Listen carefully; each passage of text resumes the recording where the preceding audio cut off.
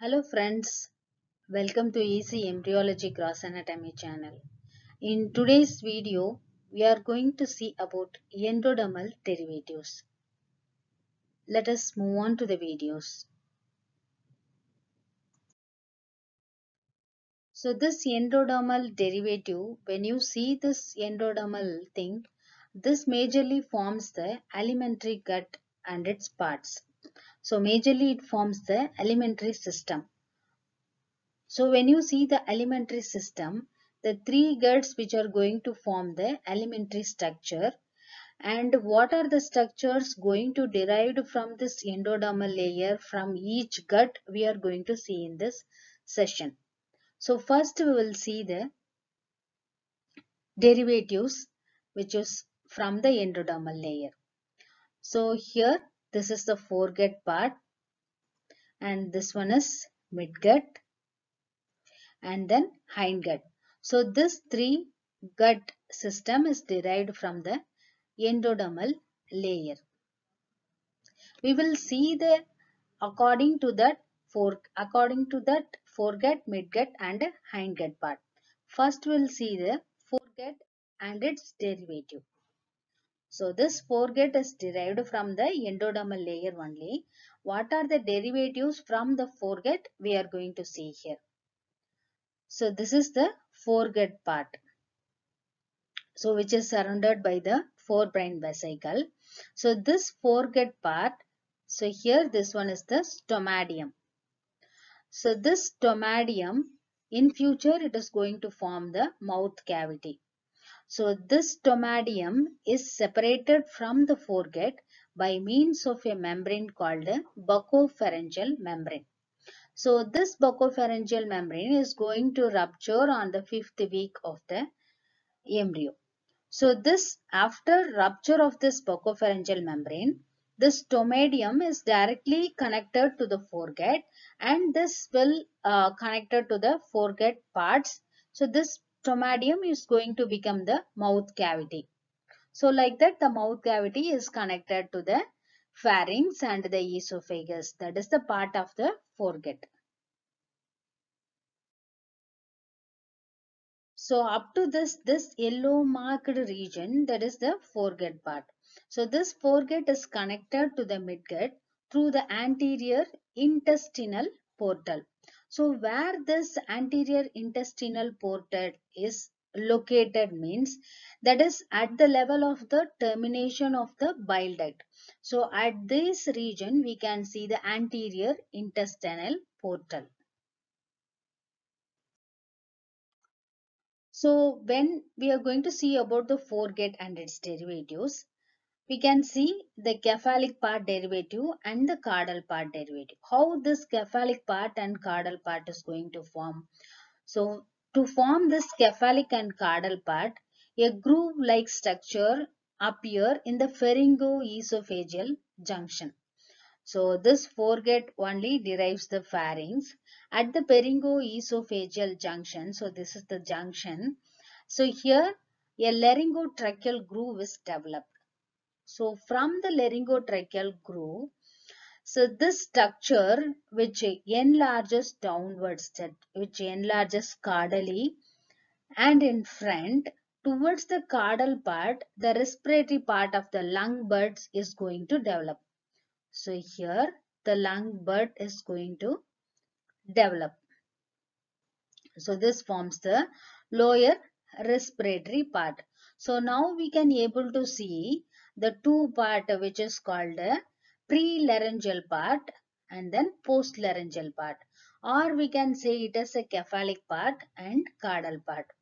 So what are the structure derived from the cephalic part and what are the structure derived from the caudal part we are going to see in the next thing. So the prelaryngeal cephalic or postlaryngeal caudal part is formed. So what are the structure derived from the cephalic part of the foregut? The first one is the pharyngeal arches. So pharyngeal arches is going to develop and then pharyngeal pouches So this structure is going to develop from the cephalic part of the foregut. And what are the other structures it is going to form is, so this forms it acts as a birthplace for the formation of the tongue, submandibular gland, sublingual gland, then palatine tonsil, and then the auditory tube, and then the lower part of the respiratory passage. So all this structure is developed from the cephalic part of the foregut. Next one is derivatives of the caudal part of foregut. So here the first structure is the stomach, then duodenum.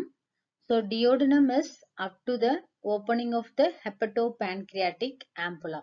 So up to that only the duodenal part is developed from the foregut. Actually this duodenal part is a derivative from foregut and midgut. So up to the opening of the hepatopancreatic ampulla.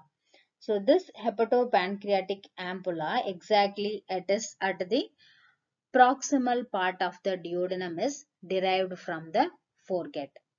And then the pancreatic bud and the liver bud is also derived from this foregut part.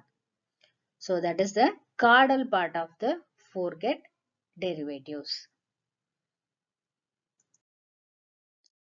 So in this picture also I just want to show the derivatives of the pancreatic bud and then the liver bud. So this also derived from the caudal part of the foregut. Next one is the midgut derivatives. So midgut part is derived from this endodermal derivation, and this midgut is connected to the yolk sac. In the yolk sac we can see the vitellointestinal duct. In future it forms the umbilical cord. So this midgut and its derivative we will see.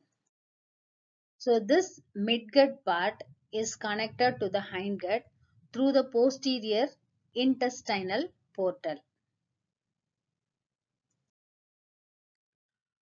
So here in the midgut part we can see a cecal diverticulum. So this part is called the cecal diverticulum, and this cecal diverticulum is going to divide the derivatives of the midgut into prececal part and postcecal part.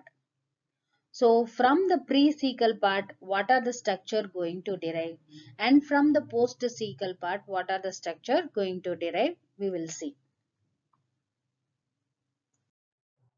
So the structure derived from the prececal part, which are the structure below the proximal part of the duodenum, that is below the hepatopancreatic ampulla, the duodenal part, and then jejunum, ileum. So these part which are derived from this prececal part of the midgut. So next the structure derived from the postcecal part of the midgut. So for postcecal means, so up to this it is ileal part. So this one is ileal part. This comes under prececal. So postcecal part which are cecum, appendix, ascending colon, and then the proximal two-third of the transverse colon. So these are derived from the midgut, that is the postcecal segment of the midgut. Next one is the last part of the gut, which is hindgut.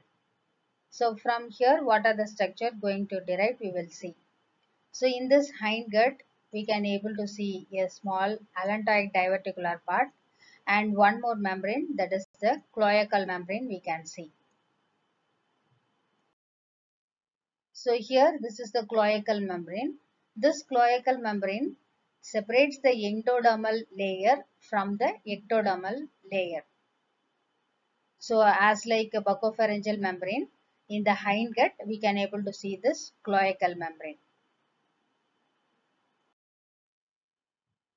So and then the very important thing is the allantoic diverticulum, which is seen in the hindgut. So this allantoic diverticulum, which divides the hindgut part into pre-allantoic and post-allantoic part.